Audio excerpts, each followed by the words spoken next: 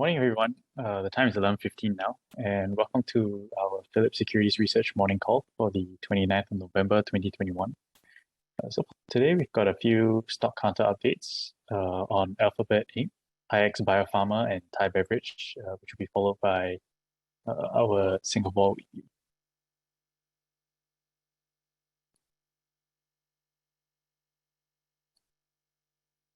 So moving into Alphabet, which essentially is the holding company of Google. But the title of the report is Growth Engine with Monopoly Power. And this is actually our initiation of Alphabet Inc. So just a bit of background, like I mentioned earlier, it's the holding company of Google with subsidiaries providing web-based search, advertisements, consumer content, enterprise solutions, and many more. It is also the dominant market leader in quite a number of markets, including online search, digital advertising, mobile operating systems, digital maps, and others. So some of the products include Google Search, Chrome, Android, YouTube, Google Cloud Platform, Pixel, and others. So just a bit on their revenue model. 92% of their revenue is made up of services, which essentially is mainly their advertising business. 7% of their revenue comes from cloud, and less than 1% or around 1% comes from the other bets, which are their long-term kind of holdings. In terms of geography, 47% of their revenue comes from the US, 30% from EMEA, 18% from the APAC region, and 5% from the other Americas region. So moving into just talking a bit about their revenue, they recorded 182 billion US dollars for last year, FY20, which represented a 13% year-on-year growth from the prior year. And we do expect this growth to increase significantly for this year, just mainly because last year was kind of a slow year in terms of advertising for them. Just due to the COVID pandemic, a lot of decrease in consumer spending. So we do expect a strong bounce back for this coming year, FY21. And actually, the first 3 quarters of this year have done really well, and it's on track to hit our estimates for the end of the year. In terms of PATMI, Google recorded 40 billion US dollars for FY20, which represented a 17% year-on-year growth compared to the year FY19. But we do expect PATMI growth to accelerate significantly for the next couple of years, growing at a 48% compound annual growth rate for the next 2 years. And when you look at the PATMI, obviously you have to look at net margins. And so for net margins in FY20, it was 22%, and it actually remained pretty steady over the last 2 years. We do expect this to widen significantly for this year and for next year, moving up to close to 30%. And we'll talk a little bit more about this on the next slide. So moving into our first investment thesis, we actually see Google as a growth company with significant monopoly power in many of its product markets. So just to give you some idea of how dominant they actually have 92% market share in online search, 75% market share of mobile operating systems, 66% share in browser usage, overall browser usage, and 80% share in the navigation app market. All these stats are global stats. So for Google, their main source of revenue comes from digital advertising, which has continually grown from strength to strength. You can see in the chart on the top right. So over the last 4 years, it's growing at a CAGR of 17%. And we do expect this to accelerate quite significantly over the next couple of years at 27%. This should be primarily led by the company's immense global reach and a heavily diversified product portfolio capable of capturing multiple consumer touchpoints. So if we move back a little bit onto their digital ads, where they actually dominate the global market, Google actually, on top of being like the sellers of ad space and for advertisers, they actually also run the ad exchange where the ads are sold on. So it's actually sold on like a, I guess you could call it like a stock market where prices are mainly uh, uh, heavily dependent on demand and supply. And so this gives Google quite a lot of pricing power because I guess they control the market that they're actually selling on, um, which is quite unheard of. So we actually do expect PATMI growth to increase at a 48% CAGR until the end of FY22, heavily supported by macro shifts towards digital advertising as well as increasing amounts of digital transformation projects globally, which we'll speak on, I believe, in our third investment thesis. Net margins are also expected to widen. You can see in the bottom right chart, widen by 8% by the end of FY22 due to the growth in high operating leverage verticals like digital advertising and cloud services, where most of the costs that Google actually has are fixed costs on your IT like servers and stuff like that. So once they start expanding and once their revenue starts uh, uh, kind of exceeding the break-even point, you start to see margins widen quite significantly. So move on to our second thesis. We expect Google to continue commercializing YouTube as an additional driver of growth moving forward. So currently within the services segment, YouTube is actually the company's fastest growing product, more than doubling its revenue over the last 3 years from $8 billion to $20 billion in FY20. This represents a 3-year CAGR of 34%. YouTube revenue actually currently represents only about 12% of total revenue, and we definitely expect this number to increase moving forward. So for YouTube, their revenue is generally primarily derived from digital ad placements on its platforms, where I guess every single video you watch has at least one ad on it, and they sell these ads to advertisers and marketers.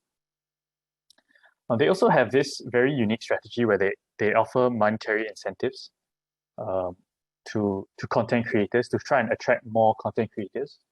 And this is part of their overall strategy to increase their user base. So by offering like monetary incentives to creators, it kind of gives them more incentive to produce more content, which definitely increases like the wider amount of content that you have, the wider range of content you have, the more users you'll be able to attract. And this is kind of a strategy that they've been using over the last few years. And this has actually proven to be quite effective for YouTube. So currently there's more than 2 million content creators on YouTube. They have more than 2 billion monthly users and over 1 billion hours of video watched daily. YouTube revenue is expected to hit 36 billion by the end of FY22, which represents a 35% compound annual growth rate over the next couple of years. And we see this primarily to be led by strength in the product's reach and effectiveness to marketers. So just a little bit about their reach and effectiveness.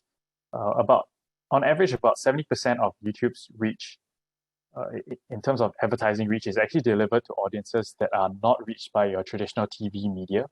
And this is kind of one of their plus points and one of their selling points to advertisers to kind of capture more and more market share in the advertising industry. It's also going to be supported by increases in consumer preference for short form and on-demand video. Moving to our third thesis, our last thesis, we see a large growth potential in cloud services. So currently, Google Cloud is Google's fastest growing segment over the last 3 years with a 48% compound annual growth rate, which is significantly faster than the industry average of 21%. Google Cloud is actually the third largest cloud provider in the IaaS, PaaS, and cybersecurity industry space, and is growing faster than the industry leader Amazon Web Services. So IaaS is infrastructure as a service, PaaS is platform as a service. We expect Google to be able to maintain this position moving forward, given the company's continued capex spending on cloud infrastructure, as well as its aggressive go-to-market strategy. So just a little bit about Google Cloud. They actually have two main products. One is Google Cloud Platforms, GCP, and the other is Google Workspace, formerly known as G Suite. So like your Google Sheets, your Google Docs, and all that.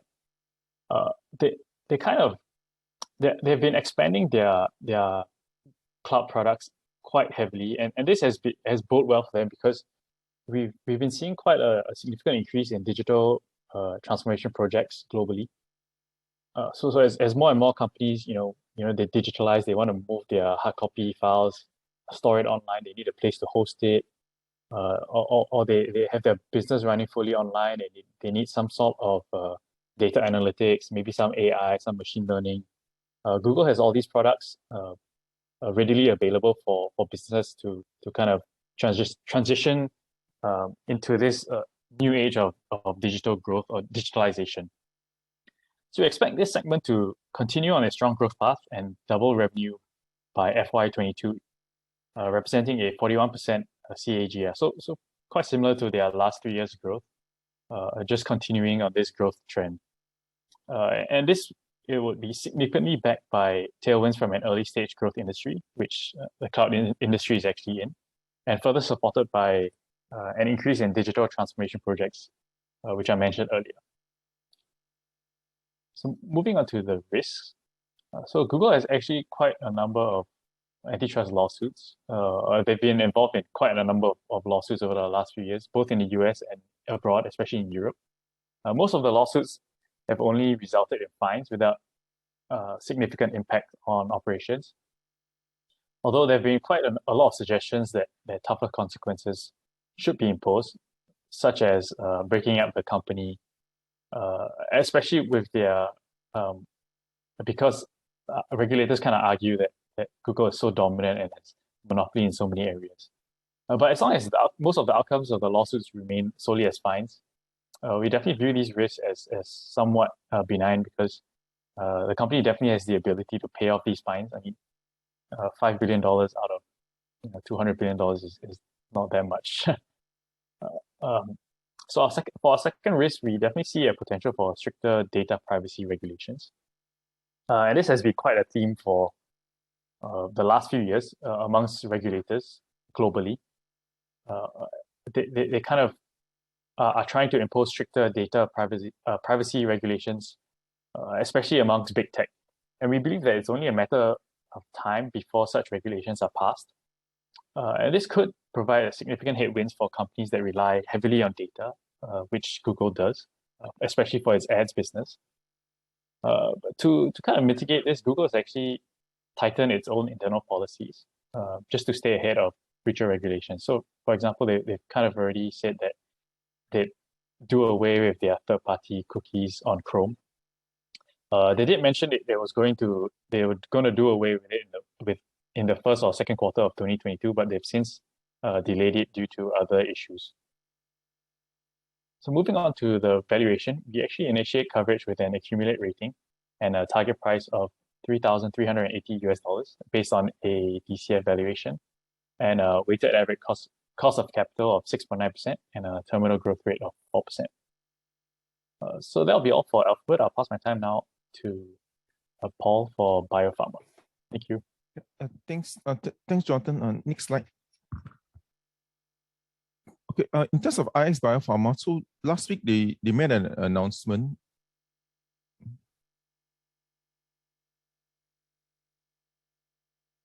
So last week they made an announcement that they signed an exclusive license agreement with this Nasdaq company called Celos for their Wafermin product sublingual use. So this Celos will have exclusive rights worldwide, excluding China. So in return for this exclusivity, IX Biopharma will receive 3 types of payments. Firstly, will be a 9 million upfront. Then there will be in total 239 million in development and product sales milestones, which I will elaborate later. Of course, the bigger pool will be double-digit royalties on every dollar of the product sold. The other part of the deal will be IX will no longer need to spend any money to develop. So Celos will be the company that will fund all the future development, manufacturing, and commercialization. So you think of it like any revenue generator is pure profit for IX because they're just licensing out all the human trials, phase 2, phase 3 will all be done by Silos. In terms of how the Wafermin product will be used, Wafermin will be used in the severe acute pain, which IX already have gone through phase 2 trials. So the next is just is phase 3 trials. This another product called to treat CRPS. It's a very rare disorder, very extreme pain, which you got orphan status, so you can accelerate the development, accelerate approval fast. So that's another product. And another big one would be the use of the ketamine or the Wafermin type products for depression. So in terms of recommendation, we believe that Wafermin is just one of the many other drugs which IX can repurpose. I think the other ones that we mentioned before is like Wafersil is a Viagra equivalent, a cannabis product, and there are others in their pipeline. We raise our target price modestly. You need to take into account the upfront fee. We also have development fee, but we only raise the numbers as we get closer to these milestones. Next slide. Okay, in terms of who and why Silos. So Silos is Nasdaq listed. So they have what you need from them is the ability to get these products approved. So although Silos is a relatively smaller company, but if you look at the management profile, some of these the core management have actually gotten almost 20 products approved by the FDA in terms of their experience. So that's very key. The other part is that they have experience in ketamine. So not every drug company or specialty pharma has experience there. So Silos is developing another type of ketamine drug. So they are familiar with with ketamine. The other one is you want access to US liquidity, not only just the money, which they've this year alone has secured almost 150 million, but also the networking and so forth, and the prominence once you can tap into the US market. So what are these milestones? So the development, so there are three types. Of course, there's only two types. There's development milestones and royalty. So development milestones means if you hit clinical and regulatory milestones, which basically means if you completed your phase 2 trials of, let's say, for depression, you get a payment. If you submit to the FDA, you get a payment. And if you the main one, if you get approval from the FDA, marketing approval means approval to sell, then you will get milestone payments. You also get milestone payments if other countries like Europe approve your product for sale, then you get another milestone payment. Then the big one is double-digit royalty for any dollar you sell $1 of the Wafermin or related ketamine products. You get a certain percentage of whatever revenue you sold. So the next will be the timelines. So the developments will be for the nearest one could be the phase 2 trials when they use ketamine for depression. So once they start these trials, then they will have to pay them some money. The big one will be if they get the pain indication, which is the acute pain, which they did completed phase 2. So now they have to go through phase 3 trials and get approval. So that could only come in only FY25. So that will be the big one. And of course, eventually the even bigger one will be once this product, if it's approved and it starts to be sold, then you will get this sales milestone. That means if you hit a certain amount of sales, you get a milestone in addition to the royalty that you get.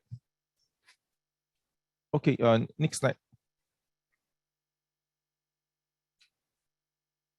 Okay, I'll move on to Thai Beverage results, the full year results. So in terms of the results, it was below our expectations, about 10% below. What you can see from the table on the left, the red box, EBITDA was in the fourth quarter performed poorly, down 34. Of course, in part it was due to the lockdowns in Thailand and also in Vietnam. But also what has happened is that the spirit sales was especially big, which we'll elaborate later, which is the red bar. You can see it's declined by 18% revenue in revenue terms. So in terms of the positives, the cash flows for the year will remain strong. So even though there have been lockdowns and so forth, Thai Bev, I mean, the strength of their whole franchise is they still managed to generate 1 billion of free cash flow for the full year, and they raised their dividend for the full year to 50.5 baht from 46. The negative was the plunge in spirits. So spirits is 90% of profits, and beer is very insignificant in a way. So when spirits declined by 19%, it was a surprise because it also declined quarter on quarter. The prior quarter was 161. So some of the reasons they gave was that softer consumer sentiment, because the lockdowns continue to drag and it kind of affect consumer incomes and sentiment. And I mean, they didn't really disclose it the last time, but they said there was a trade promo of white spirits in July of last year. So year on year, you get this impact because the prior quarter, a year ago, there was this promo that was not repeated this year.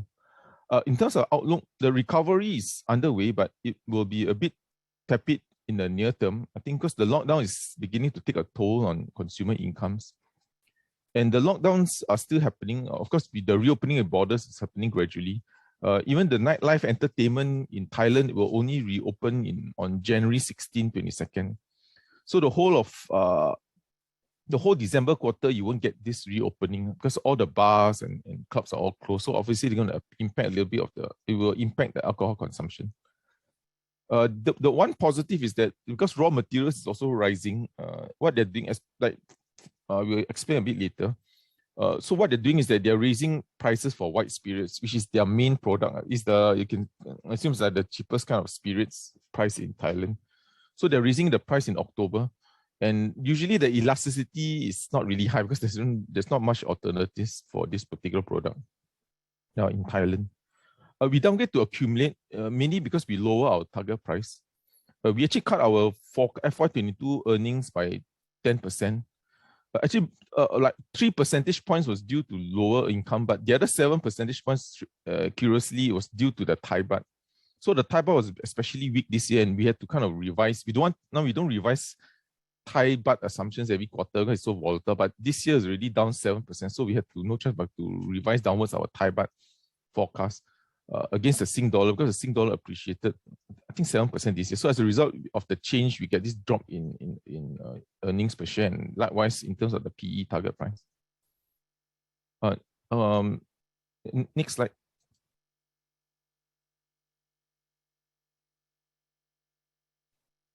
Okay, the table on the left, just a reminder that for Thai Bev is really not a group comes from spirits.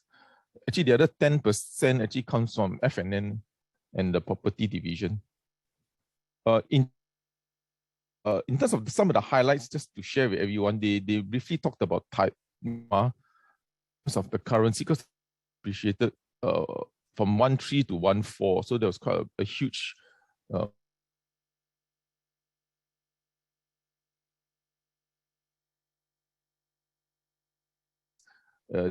largest cost item is bottle cost, and because of the increase in gas prices, that also impact them. But the way to circumvent that is just to make more reusable bottles, basically to collect the bottles and reuse it. That's one way. That's one of the strategies to always reduce cost of bottles. They also mentioned that they are looking to restart the whole IPO for beer, and one of the reasons is to deleverage, and also they're mindful that interest rates are rising, and debt levels need to be managed. On Vietnam, you know, for those who are not familiar, the lockdowns in Vietnam was very extreme. You know, you cannot even go out to buy essentials. You get coupon on the military actually buy essential products for you. So what he just saying is that maybe they are beginning to adapt, and the measures are less draconian. So the lockdowns are improving in Vietnam. In spirits, nothing much. I think what I'm just trying to say is that they're going to raise prices. They raise prices, but I mean, they didn't really say how much, but they are going to increase it, and that should kind of offset some of the raw material increase. The last one is excise. So you know that every couple of years, the government will raise excise tax or duties on alcohol. What happened is that the government recently raised on cigarettes, and they said that usually after cigarettes, there's an excise tax hike on alcohol. It has not happened this time around, and of course, no one really knows the exact date they're going to do it, because cigarettes will just happen, I think, in September. So what they're trying to say is that if there is an excise tax increase, that which they say is always unavoidable, but they've always managed it well. So this is obviously a potential risk if the authorities kind of raise excise, but whatever happens is always just a short-term blip in terms of demand. Next slide. I'll just go through the usual weekly. I'll just run through quickly. I think we all got more issues about the Omicron than what's happening on the macro. But for Singapore, industrial production numbers was relatively strong. It was up 18%. The other thing is hotel numbers. You look at RevPAR in Singapore. So the hotel is starting to recover. RevPAR is, like I mentioned before, you can think of it as sales. It's basically occupancy times room rate. So it's a blend between how much you feel and how much you charge.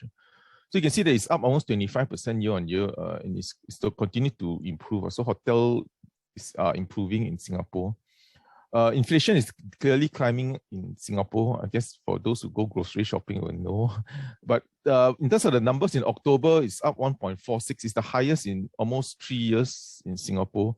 And it's above the MES target for 2021, but this is the average number, and it's midway point for 2022. When we turn over to the US macro, also inflation numbers continue to climb. I think this is a 30-year high. There's continue to be no slowdown in inflation in the US. It continues to accelerate. October was 4.1, and then the prior quarter was 3.7.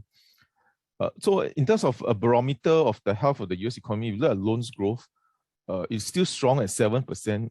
When you look at Singapore, it's hardly, I think Singapore loans grow only 1%. And this is still faster than 5%, and it's accelerating from the last month, 6%. So the US economy remains strong and continues to, I guess, leverage up. We'll briefly give you an update on the Jumbo briefing, Jumbo Seafood, if anyone's interested. Tactical views, of course, it's very difficult right now because of Omicron. I mean, there's so much uncertainty, but yeah, without stating the obvious, there's a re-emergence of a tail risk. The impact we think would be more on the borders. So if we had to buy, it will be those who have been, I guess, fairly placated from border closures. This will be the REITs, electronics, healthcare, and even property, which have kind of performed well even though when international borders have been closed.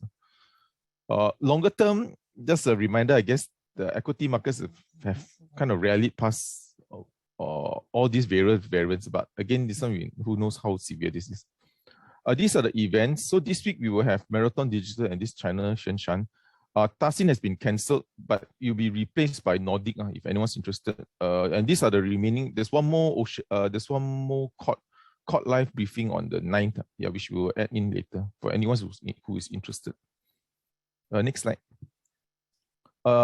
Just a quick update on the COVID cases. Globally, it continues to rise, but you can see from Europe, especially the green line, which is Germany. You can see that Germany is now hitting 50, almost hitting 60,000 a day. I think the latest was 70,000, whereas the previous high was 25,000. So this is like, I know, double, almost tripling the previous highs. So in Europe, we're getting this big spike, I guess, in part due to winter. Next slide. This is for Singapore. I mean, the numbers continue to trend down. I won't go through too much, but I think we saw the headlines really mentioned that we may be forced to take a few steps back. So that's the worry. Next slide. This is my last slide, just to run through, because not everyone gets access, so we'll just run through Jumbo Group briefing. So Jumbo is the seafood and Chinese restaurant operator. They operate the Jumbo Seafood, which I think most of us would know. Curiously, they have actually more outlets in China, I think, than in Singapore. They got 6 versus 5. They're looking at all types of other concepts about, all this you can see. I think some of you may know. So this is the second year of loss for Jumbo. I think the issues for Jumbo, at least the seafood part, is that 1/3 of the customers is local, and the other 2/3 is business and tourists. So that obviously has been hurt very badly from the pandemic. The other issue, I guess, not only for them, for any Chinese cuisine operator, I guess, is that the food portions there are not meant for 2.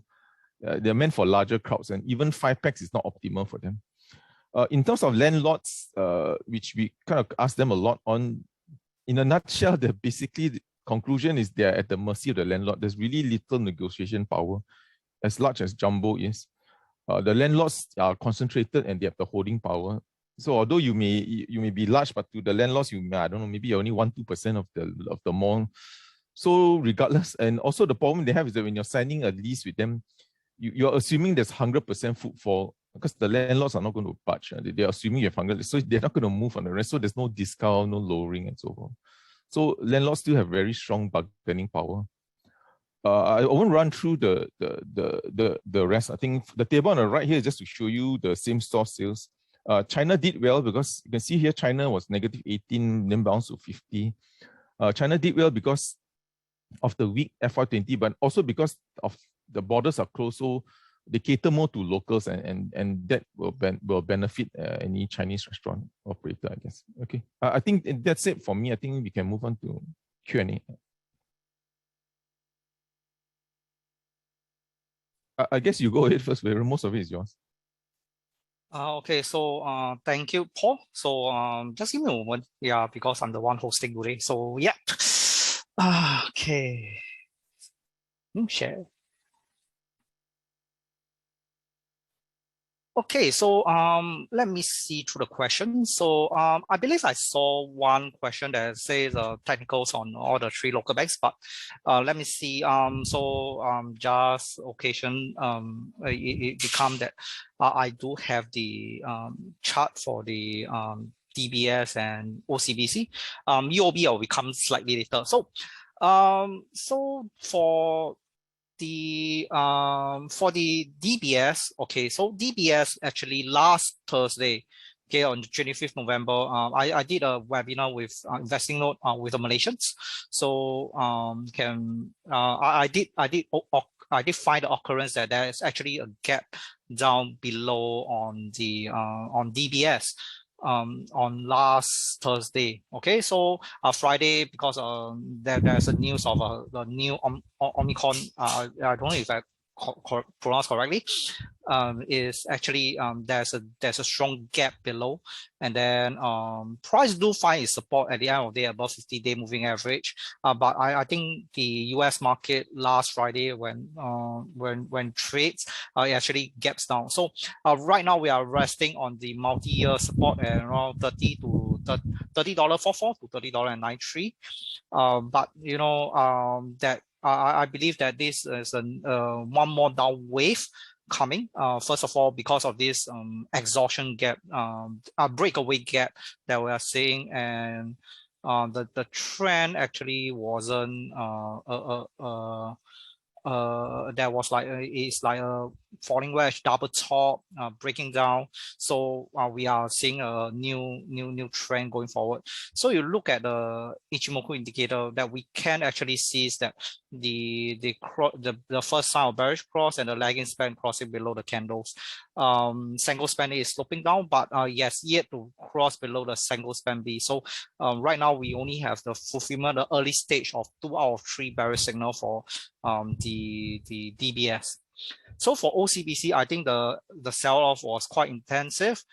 Since it break above the inverted head and shoulder, price fails to break above $12 despite multiple testing.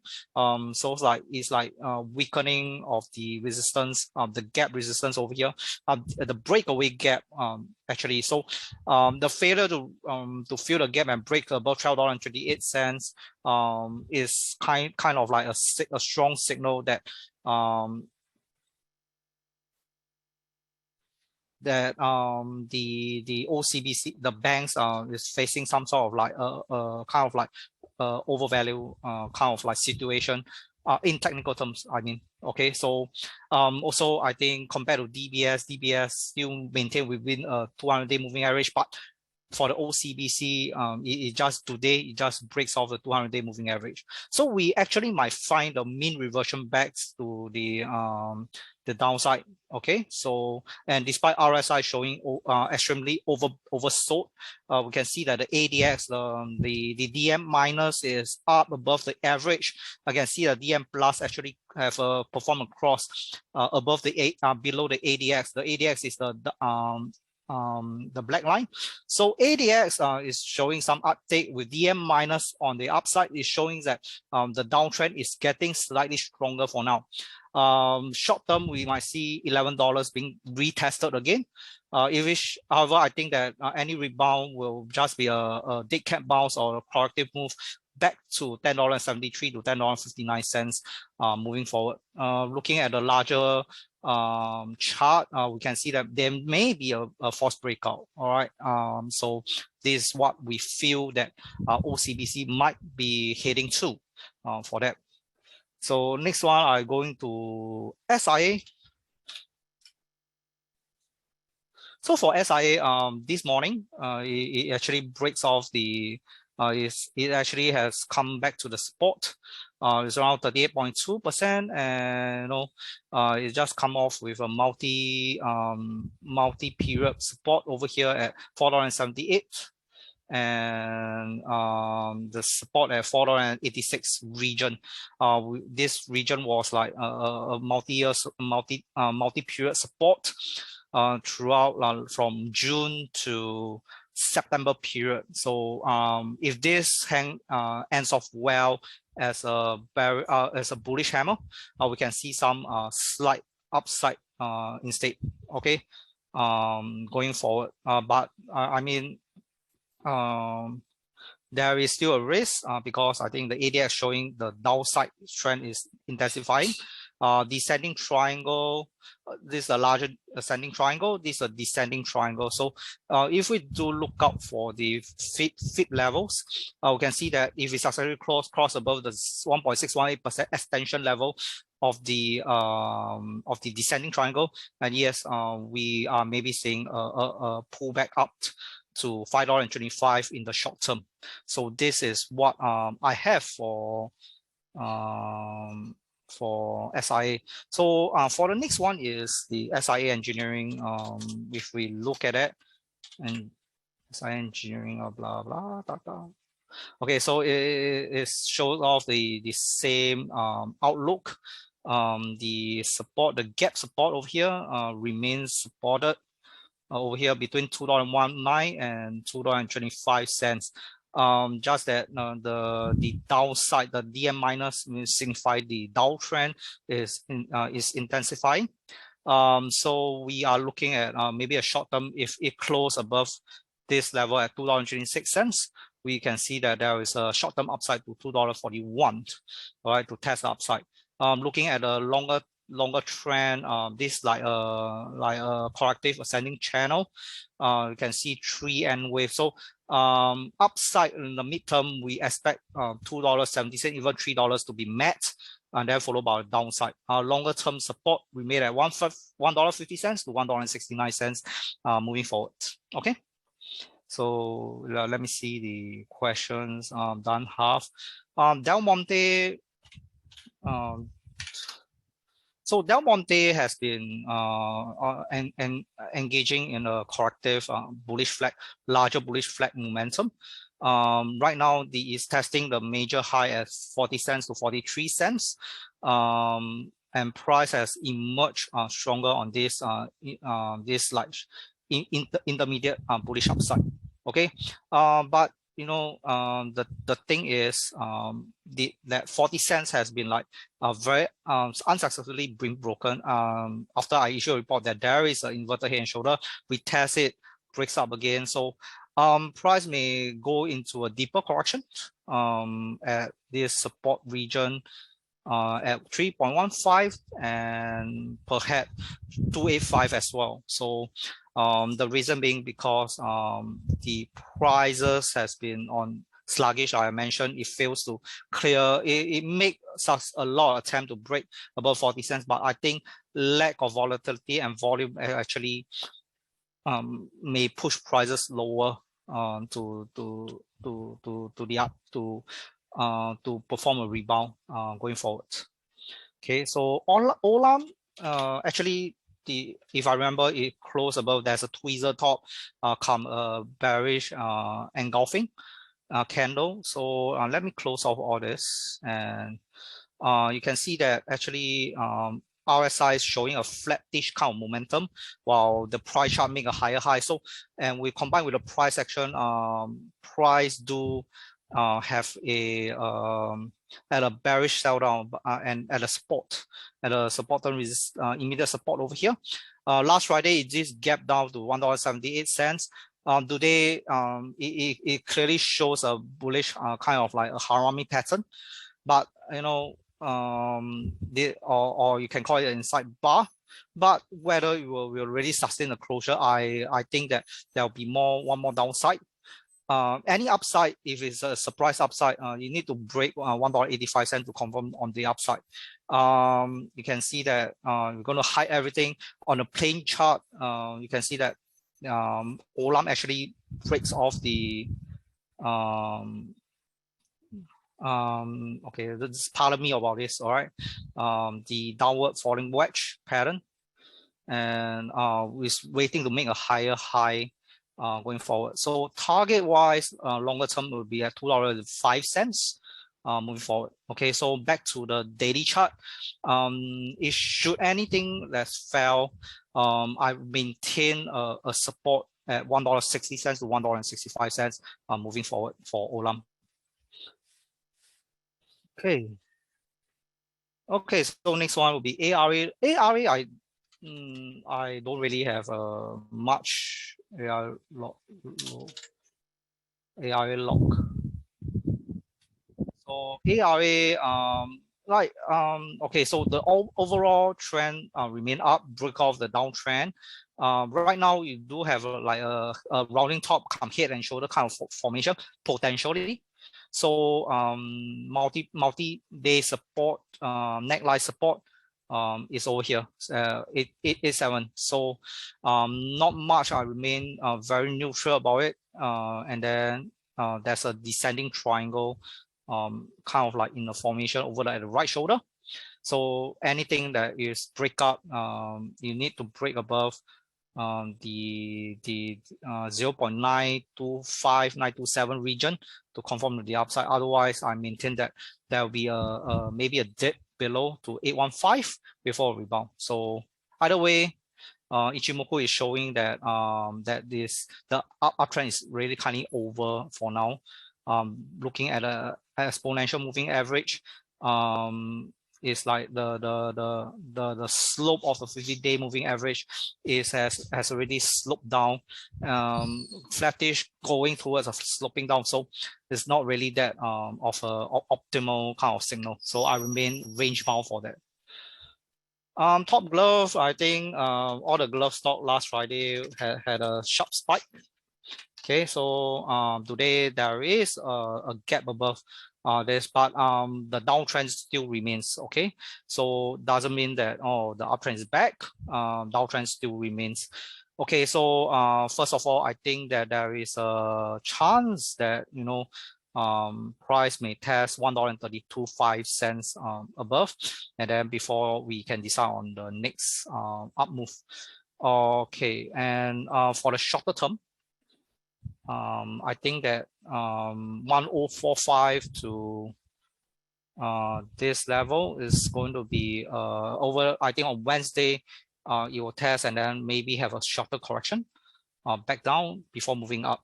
Let's see. Okay, so beware of $1.45 and $1.10 going forward. So if you do spots any reversal kind of signal, it's time to show up on the rebound instead of biting on the breakout above. Okay. CDL, capital land. City development, sorry. Okay, so the descending triangle has been ongoing. So it's nearing to my support, immediate support at $6.92 to $6.83. So do look out for this level for any rebound going forward. So let me plot out the support. Yep. Okay, so $6.92. Do look out for that. Okay. Riverstone, I don't have any. It's like the same thing. So I'm going to do the Jardine cycle and carriage. So for Jardine, upside fails after it rebounded, bullish engulfing, but the sluggish momentum has causes the price to actually fell towards. So you look at the Ichimoku signal, it's showing some sort of like a bearish downtrend already. So yep, looking at one more downside to $21.10. So yep, but you can take note that if there's any rebound that's being worth noting, it will be there will be a like a kind of like a falling wedge kind of a pattern that is looking on. Okay, so yep. Hong Kong land is, oh, I forgot Hong Kong land code.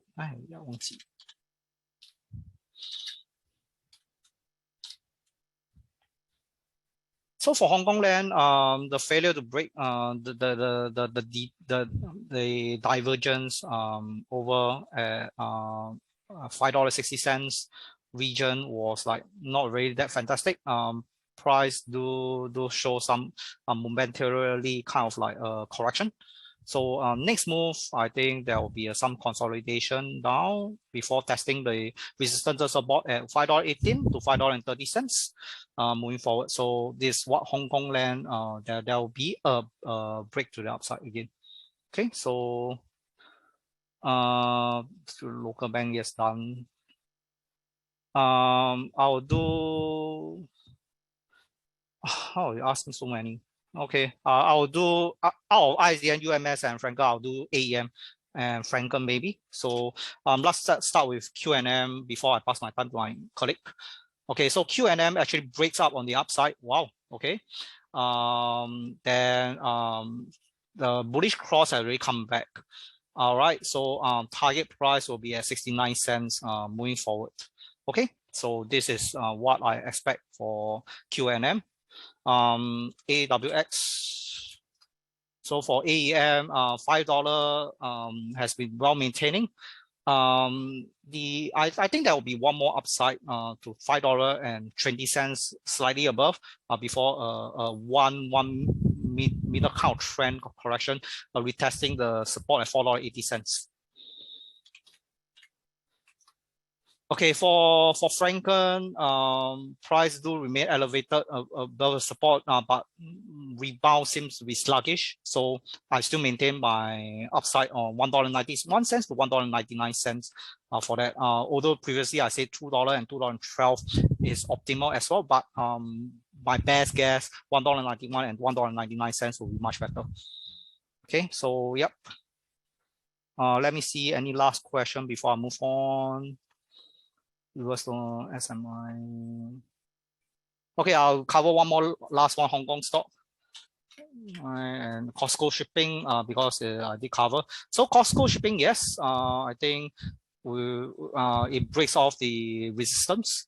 I hope that it really can sustain closure above $13.20. For Ichimoku, it has returned back. Just need to break above the Sengo Spanby and above the Kumo, and then we can confirm the returning of the upside. All right. I do have a report on stocksvnb.com, so you can look for under technical powers. You can look for Costco shipping under search tab. All right. Thank you. Okay, so let me see one more. Okay, so I think I'm done with the question because I think time issue, I need to pass my time back to my colleague. So back to you, Paul.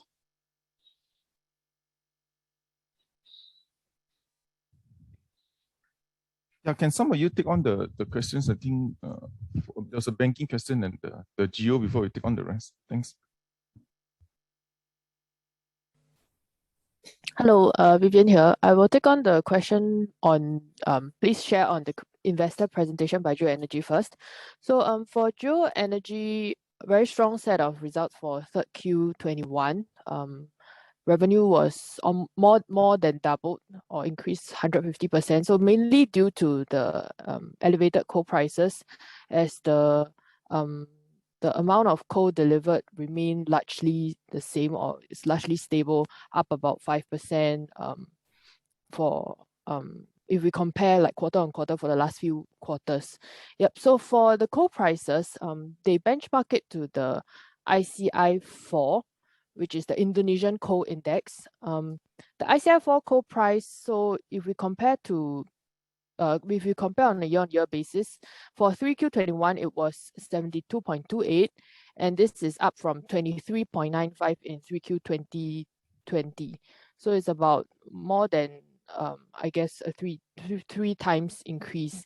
Yeah, but it has been dropping. So now it's about 60, down from 72. But if we compare to maybe 2020 levels, it's still very elevated. So that should still support the top line on the revenue, especially with China contributing, sales to China contributing to around 60% of the total revenue. So gross margin wise also very elevated, increased from 4% to 40% due to the higher coal prices.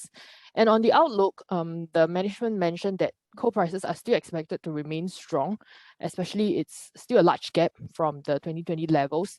And another thing is that coal is the cheapest and most reliable form of energy. So even though there has been a lot of talk about phasing out the usage of coal or relying more on green energy, but your alternative sources of energy like wind or solar is dependent on the natural factors. And an example that the management gave was hydropower. So he mentioned that, like, for example, during the winter for example, in China, then hydropower wouldn't work because your water will all freeze, and maybe wind or solar. And during the winter, there's also not much sun, I guess. Yeah. So on that front, the reliance on coal going forward, maybe over the next 1 to 2 years, is still expected to remain. And also the coal prices have also remained high due to the tight domestic supply, as you can see from China trying to increase the supply over the past few months, and also this recovering global demand. Yep, so that's all for GeoEnergy.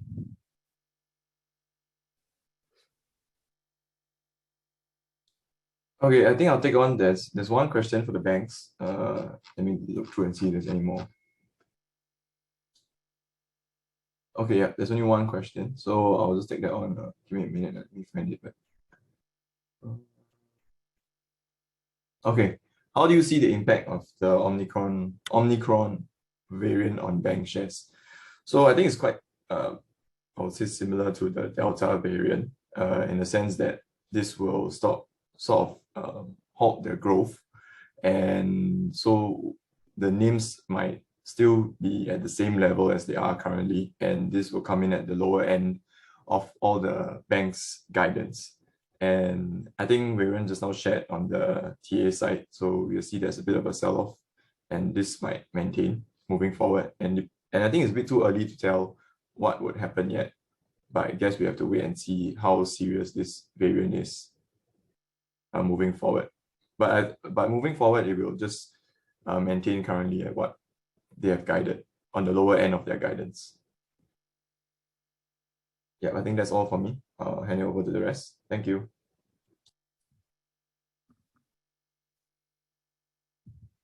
We have some US questions, but we will just wait for the rest. But let me just run through. There's some question. Hi Natalie, please update on ESR ARA block merger. Better to sell. She's on leave today, regretfully, so she's not able to help on that question. But we do have there is a event for the Phillip TR. But anyway, sorry if she's not here to answer the question. The other question is just, hi, can I verify this webinar covering SGX stocks only, or why is the presentation covering US stocks? Okay, this webinar is basically covering all the reports issued by Singapore Research, which basically includes US and Singapore stocks. So our role for this webinar is mainly just to give a brief for all the reports that we publish, and also to share, as usual, any events that we go, which is only for analysts, and then we just want to hopefully share and maybe provide some value to all the attendees here. Okay, I'll move on to the next question. Hi, the cutting of estimates and target price for Thai beverage seems harsh. Is it really below expectation results or concerns over Omicron or other factors? Actually, the earnings impact I didn't really take up that much. Nothing to do with Omicron, because it's almost like guesswork. But the impact from my earnings wasn't so much. It was actually the currency, which we actually had to make a big adjustment. We normally don't want to move around with the currency because it's so volatile. After we push it up and push it down, push it up. So we need to try to do it only once a year, and we have to do this realignment. The other factor is probably a bit worried also of the excise duty, which again, no one can give an exact timeline, but usually if that happens, there could be a negative impact on the share price. And the thirdly is that the recovery is happening, but we were just, again, the rules that the reopening of nightlife and so forth can only happen in quarter, means you lose, you're going to lose another momentum for one whole quarter. So there's also our concern that the pickup will be there, but it will be more second half rather than the first half. Any pickup in momentum in earnings, because the first half of last year actually they did really well. So I'm just worried that near term there won't be much earnings momentum for this stock. Yeah. Okay, the next question, will the Thai beverage spin-off be delayed to the new COVID variant? The reason why they delayed it was, as usual, they always say market conditions. In a nutshell, you can't get the valuation, so they will have to delay. So I think this won't help. I think if investors are concerned, then this will just be will be the same as the previous time they tried to this. They may not get the kind of valuations they want. So that could raise the risk, as you clearly highlighted, could raise the risk of delay, because it's just there's not much investor appetite to give them the valuations that they want.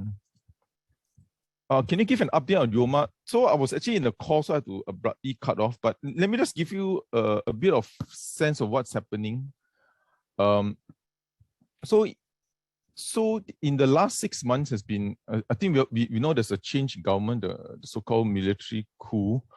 But after that, they actually had COVID, and the COVID was very, very severe. I think there were even, there was not only just hospitalization, there was also deaths, I think, yeah. So they were hit by both after the shutdown. During when the coup happened, there was a paralysis in the whole banking sector, because there were no employees, there was lack of cash in the whole banking system.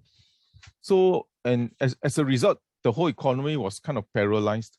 And even right now, they're controlling cash. The most you can make any transaction is, I think, US 10,000 for any withdrawal or any transaction. Sorry, you can only make cash withdrawal. So the whole there was a bit of paralysis on the banking sector. Then next came the COVID, and there was a lot of shutdowns and so forth.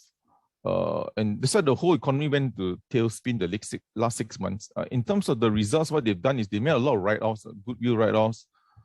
They closed, I think, 11 KFCs. They shut a lot of business, some of their businesses down. So in a nutshell, there's the one positive is that because the currency collapsed, I won't say collapsed, okay, from 1,003 per US dollar to almost to the high of 1,000 I mentioned earlier, to 2,000, now about 1,008. So more than a 20% decline in the currency. What has happened is that property was popular, so a lot of I think the local residents instead switched to buying property. So the outlook is still going to be very, very, very challenging for them. I think the next 12 months. The only business that would do well would be the real estate. Apart from that, everything is tough. They have like vehicles, agriculture, but again, the banking system is paralyzed. A lot of banks are not giving financing. So there's also paralysis. Don't talk about going to casual restaurants like F&B or their local chain called YKK. So there's also impacted. So out of the 4 divisions, I think 3 are not doing well. The only one that's chugging along is the real estate business. So it's going to be still going to be very tough situation for them. Can someone flash the Thai Bev results briefing takeaway slide again? After the recent, can someone just flash the slides? Yeah. After the recent webinar on stress trading, can you please comment on the share TA? The TA, maybe, I'm not sure if we don't want to share again, but for them, I think after the deal, I think the main talking point is the book is $5. And it won't be surprising if they pay a big special dividend. I think we kind of talked about it last week. Yeah, I hope that kind of helps. You want to move on to the next, Jonathan, on. Yeah, sure. Questions. Yeah. I'll take a few questions. So there's this what is the impact of metaverse and NFT on the potential of Alphabet and tech sector? So just briefly, the metaverse is basically they're taking it as the future of the internet. And as people talk, I guess they kind of talk more about it. The underlying effect would be, people be more interested in or rather the main beneficiaries of this would be your whole supply chain of tech products. So starting from your foundries, your manufacturers, your platforms, and then to your big tech, essentially. In terms of potential of Alphabet, given that Google is such a big company, they definitely would have the capabilities of generating or creating products for the metaverse. I don't definitely not going to be a negative on Alphabet or the tech sector in general, especially if this is the way that, especially if the metaverse is the way that the internet is going to be evolving into. I don't think there's any way to run away from that. Other than that, I'm not quite sure what else I can say about that. So hopefully that has given the answer is okay for you. I'll move on to the next question. Please comment on the FANG stocks. So in general, the FANG stocks have been doing pretty well for in terms of earnings for this year. Most of them are up to par. Apologies, let me turn on my camera. Yeah, so definitely all the FANGs are entering a seasonally strong quarter, especially November and December. So we're going to be looking out for their earnings coming up early next year. But they're not really showing that much weakness. So far, from what I can see, they've been pretty much dragging up the Nasdaq on their own because they're such big cap companies. In terms of any risk, there's still the lingering risk of your data privacy and your antitrust. But given that it's been going on for such a long time, and stocks have been just going up and up and up, we don't really see that much going to affect it in the near future. Let me see. I think there are a few more. Okay, so on Alphabet, I think the two questions on Alphabet. Is there an ETF that you would recommend that is inclusive of this stock and other US tech stocks? So I guess if you want to buy an ETF for tech stocks, you can just buy the QQQ, the QQQ. I believe 40% of the QQQ is held by big tech, so Apple, Google, Amazon, Facebook, Netflix. So it's quite a large proportion of their holdings. So it'd be a good ETF to kind of hold on to if you want to buy an ETF that covers your big tech. How do you compare the advertising competition between Alphabet and Amazon? So for Amazon, they're mainly a US company. They're not as global as Google, so their reach is a bit smaller. Most of their advertising dollars are generated from the US. When you compare it to Google, Google is everywhere. It's on your Chrome search. That instead of like nowadays, when you want to go and search for something on the internet, you just say, "I just want to Google something." I mean, that's how entrenched the products have been in our everyday lives. And so it's difficult to compare the competition between them because the scale is so much different. We definitely see Alphabet as the dominant player and will continue to be the dominant player moving forward just because they have such high barriers to entries into many of the markets that they are competing in. So I don't think it'd be fair to compare them to Amazon just based on scale. Let me see this. I think that's it for the US questions. Yep. Okay, thank you. I'll pass my time back to my colleagues.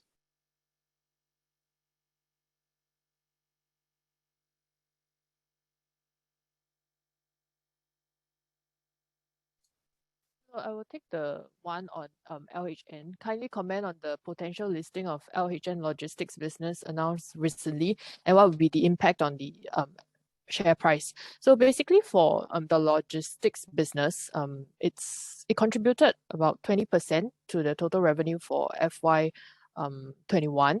So main reason why they are considering or have submitted the application to list the logistics business could be that it's a very different business segment from the dominant business segment, which is space optimization, leasing or renting of commercial, industrial, and residential properties. So there would be this separate platform for the logistics business to expand, especially with the fact that the company does have plans to expand the logistics business in terms of the transportation business. So they have a fleet of trucks to transport chemicals in Singapore and Malaysia, and also they started doing cross-border trucking this year.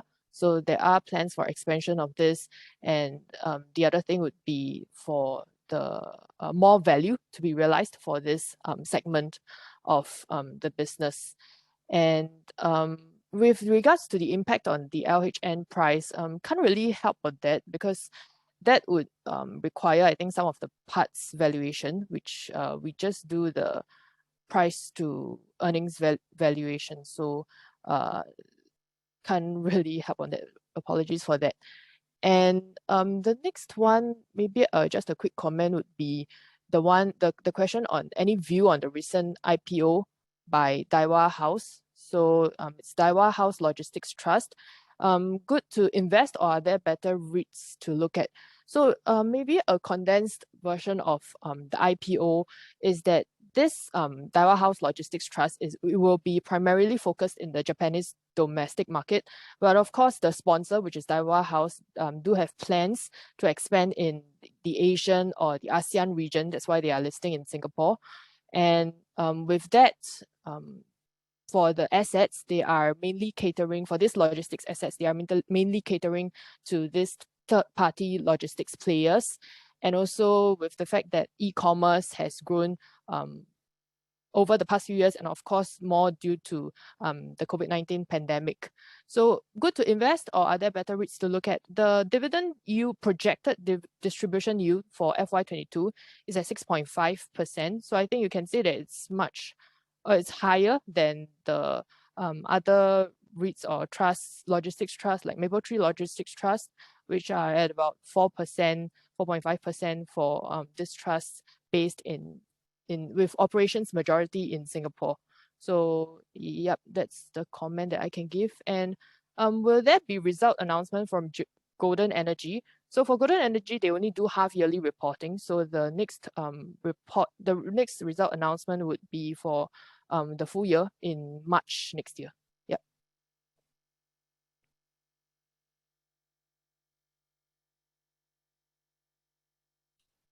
Okay, I will try to update the rest before we end it. What are the listed companies that sell surgical masks in SGX and New York Stock Exchange? I know MedTech sells. I'm not sure if you define it as surgical masks, but they do sell. And the last time I checked, I think it was 20% of their revenues came from masks. But do note that they also highlighted that in masks, the response time can be 3 months to respond to any spike in demand, because the barriers are lower and the process is very automated.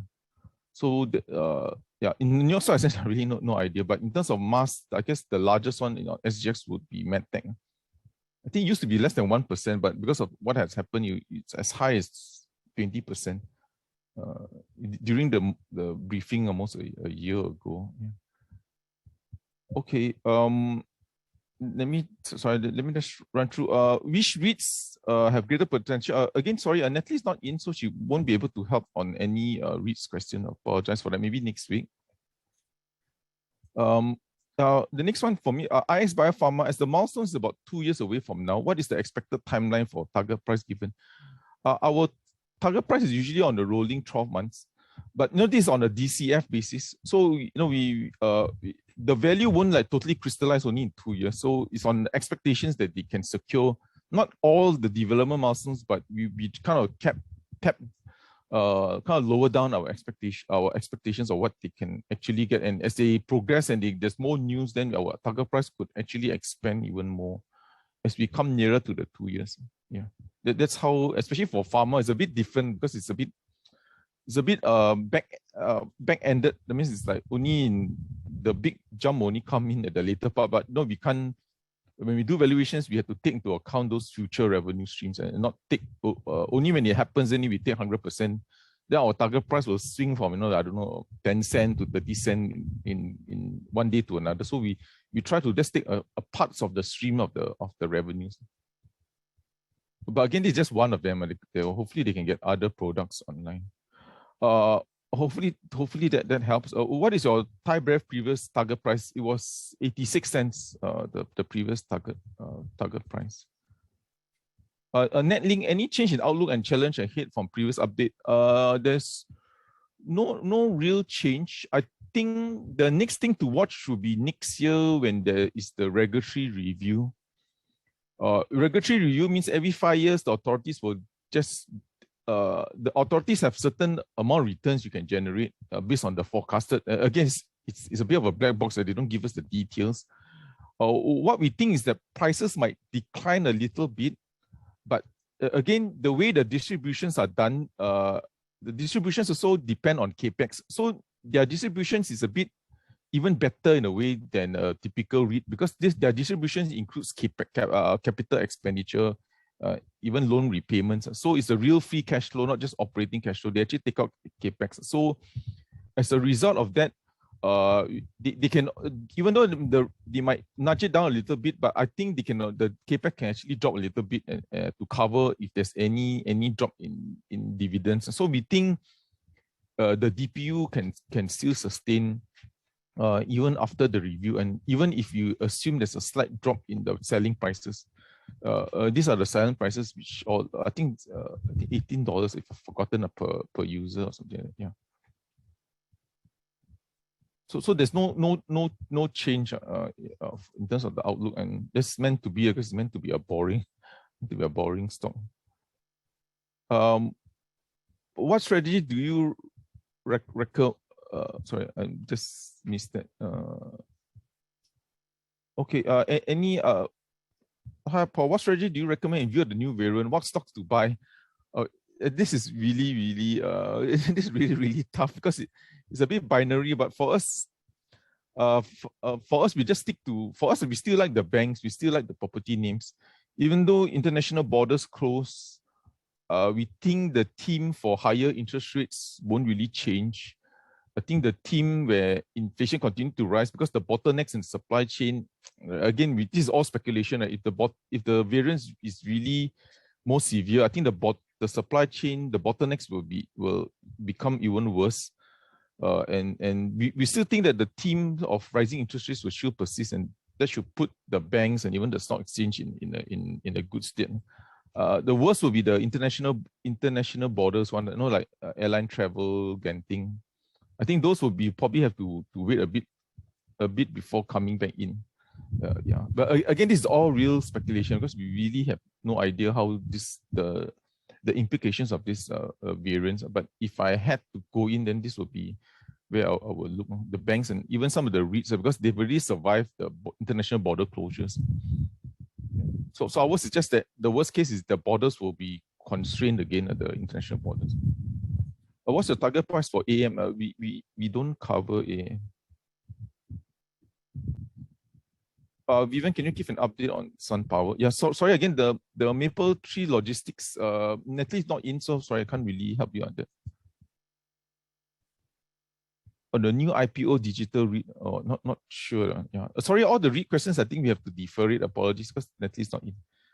Vivian, can you just give the SunPower one, then we can, I think, probably wrap it up.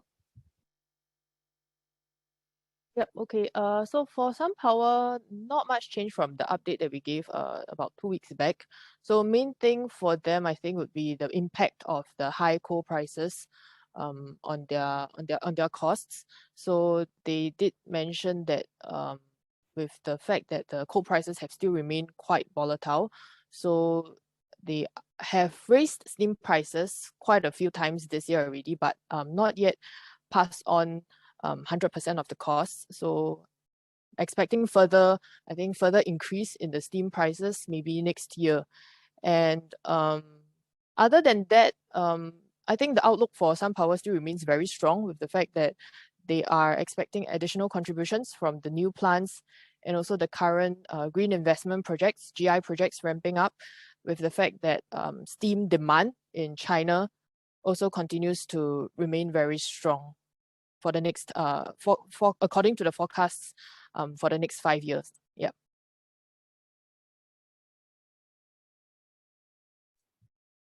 Okay. Is there any other questions? I'm not sure you want to finish off with all the TAs, or if not, we can just end it, because the rest are all mainly TA.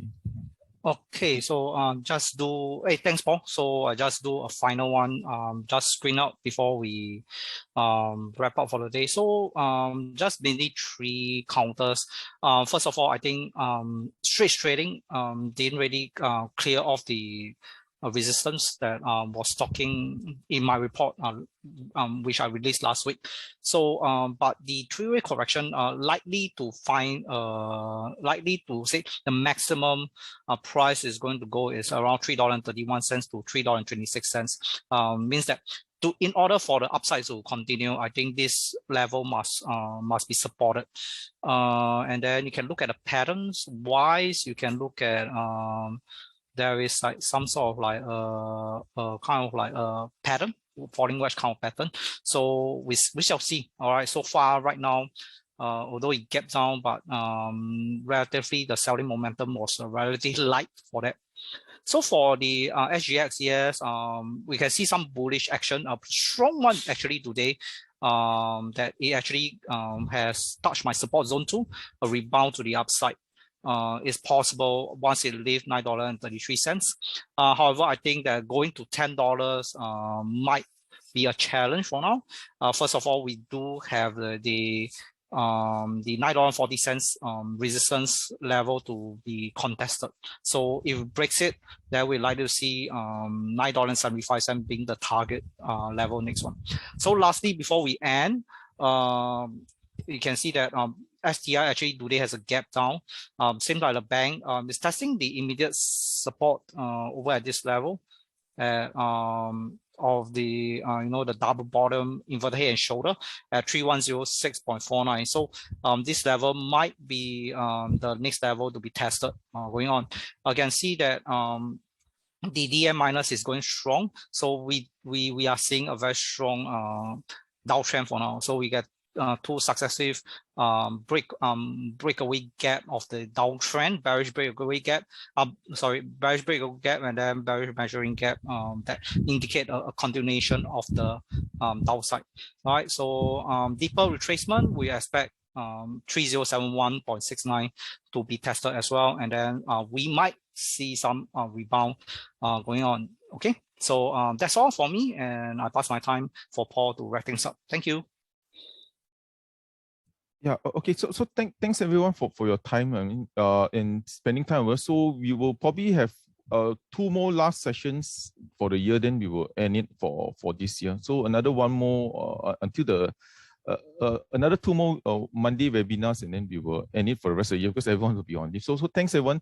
Wish everyone have a good week ahead, and feel free to join us for any of our webinars, especially probably tomorrow. That's the digital Bitcoin miner at 10 a.m. So just go to the Poland's website and just register if you have the time. So thanks everyone. Take care for your and thanks for all your questions and your time. Bye bye. Thank you.